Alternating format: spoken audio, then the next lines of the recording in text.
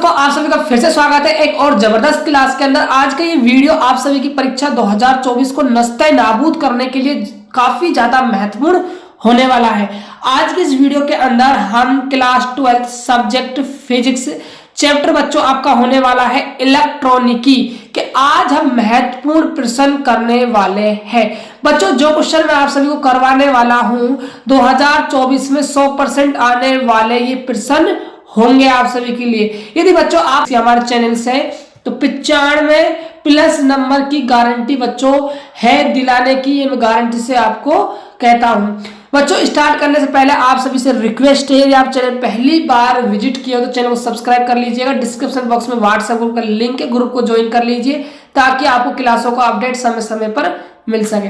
हाँ जी, देखते हैं पहला क्वेश्चन है एन प्रकार के अर्धचालकों को परिभाषित कीजिए। तो आपको डेफिनेशन बतानी है बच्चों एन प्रकार की, क्योंकि आप सभी ने पढ़ा है अर्धचालक 2 प्रकार के होते हैं, एन प्रकार के और पी प्रकार के। भाई ये अपद्रव्य अर्धचालकों की मैं बात कर रहा हूं, नेज की बच्चों बात मैं नहीं कर रहा। तो डेफिनेशन क्या है, जब नेज अर्धचालकों में 15वें वर्ग की पंच संयोजी अशुद्धि यानी कि फास्फोरस आर्सेनिक मिलाई जाती है तो प्राप्त अर्धचालक एन प्रकार के अर्धचालक कहलाते हैं। बच्चों, आप एक बात ध्यान रखिए, यदि आपको एन प्रकार के अर्धचालक बनाने हैं तो आपको हमेशा 14वें वर्ग के तत्वों में 15वें वर्ग की अशुद्धि मिलानी होगी और 15वें वर्ग के तत्वों को आपको याद रखना है। याद रखने की बच्चों को मैं ट्रिक बता देता हूं, नहीं पढ़ना ऐसा सब्जेक्ट बायोमैथ, ये ट्रिक है बच्चों इस वर्ग के तत्वों को याद रखने की। जो अर्धचालक बनाए जाते हैं बच्चों वो हमेशा 14वें वर्ग के तत्वों के अर्धचालक बनाए जाते हैं। यदि आप 14वें वर्ग में 15वें वर्ग की अशुद्धि मिला दोगे तो ये आपके एन प्रकार के अर्धचालक बन जाते हैं। यदि आप 14वें वर्ग के तत्वों में 13वें वर्ग की अशुद्धि मिला देते हो तो फिर ये आपके पी प्रकार के अर्धचालक बन जाते हैं। और 13वें वर्ग के तत्वों को याद रखने की बच्चों ट्रिक है बैंगन आलू गाजर इन थैला, ऐसे बच्चों आप याद रख लीजिएगा। तो ये इसकी डेफिनेशन हुई। डायग्राम आप देख सकते हो बच्चों, मैंने सिलिकॉन परमाणु लिया हुआ है और इसके बीच में मैंने एक अशुद्धि मिला दी फास्फोरस की। तो फास्फोरस पंच संयोजी अशुद्धि है, तो इसके जो 4 इलेक्ट्रॉन है बच्चों उसने 4 सिलिकॉन परमाणुओं के साथ सह संयोजक बंध बना लिया, लेकिन जो 1 इलेक्ट्रॉन है बच्चों वो क्या रह गया, मुक्त रह गया, जो इस क्रिस्टलीय संरचना के अंदर क्या है, घूमने के लिए स्वतंत्र है, जिससे क्या है धारा का प्रवाह होता है। बच्चों ये आपके सह संयोजक बॉन्ड है, ठीक है, आप इनको एक सिंगल लाइन से भी दिखा सकते हो, ये बात आप ध्यान में रख लीजिएगा। हाँ जी, अगला क्वेश्चन देखिए क्या है बच्चों, रोधिका विभव की परिभाषा दीजिए। बच्चों देखो, इसको रोधिका विभव भी कहते हैं या फिर इसको अवरोधी विद्युत क्षेत्र भी कहा जाता है, ये बात आप ध्यान में रख लीजिएगा। तो डेफिनेशन क्या है, अविच्छेद क्षेत्र में बच्चों, ये अविच्छेद क्षेत्र वो वाला क्षेत्र है जहां पर पीएन संधि डायोड का जब हम निर्माण करते हैं तो पी और एन भाग के जो बहुसंख्यक अल्पसंख्यक आवेश वाहक है वो क्या है, एक परतनुमा संरचना बना लेते हैं। तो अविच्छेद क्षेत्र में एन भाग पी भाग की तुलना में उच्च विभव पर होता है तथा अवरोधी विद्युत क्षेत्र के कारण यहाँ एक विभवांतर उत्पन्न होता है जिसे रोधिका विभव कहलाता है या फिर इसको रोधिका विभव कहते हैं।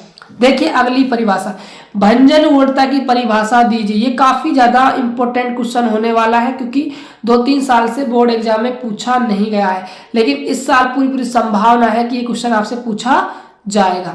तो ध्यान से देखिए इसकी डेफिनेशन क्या होने वाली है।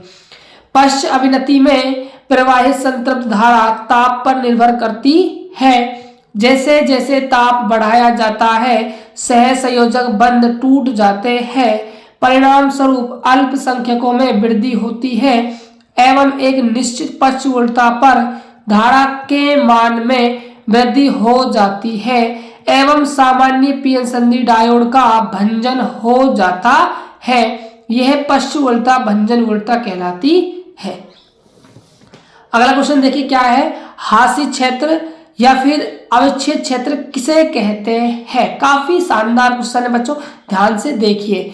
पीएन संधि डायोड के संधि तल के निकट स्थित वह क्षेत्र जहां पर इलेक्ट्रॉन व होल्स में कमी हो जाती है तथा मात्र स्थिर धन व ऋणायन शेष रह जाते हैं, इसे हासी क्षेत्र भी कहते है।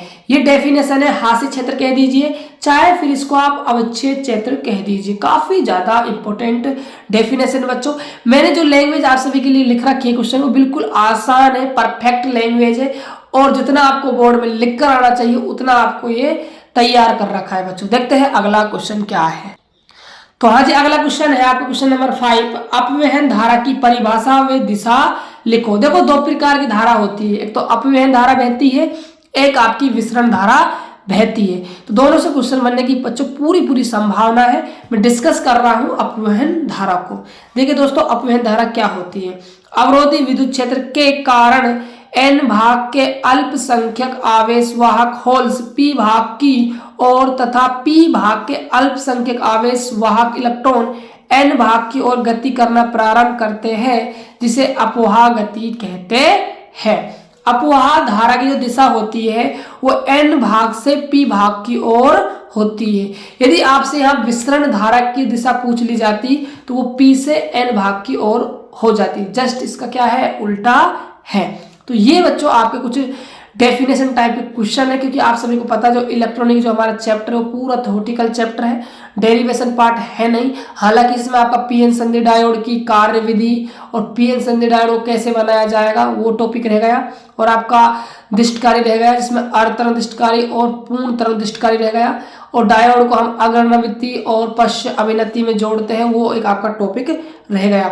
ये बच्चों डेफिनेशन टाइप वाली वीडियो थी। जो बच्चों बड़ी वीडियो आई हो आपको फुल सॉल्यूशन साथ मिलने वाली है, इसीलिए आप चैनल को सब्सक्राइब कर लीजिएगा, व्हाट्सएप ग्रुप को ज्वाइन कर लीजिए, टेलीग्राम चैनल को ज्वाइन कर लीजिए। मिलते हैं और एक जबरदस्त वीडियो के साथ, तब तक के लिए जय हिंद, वंदे मातरम।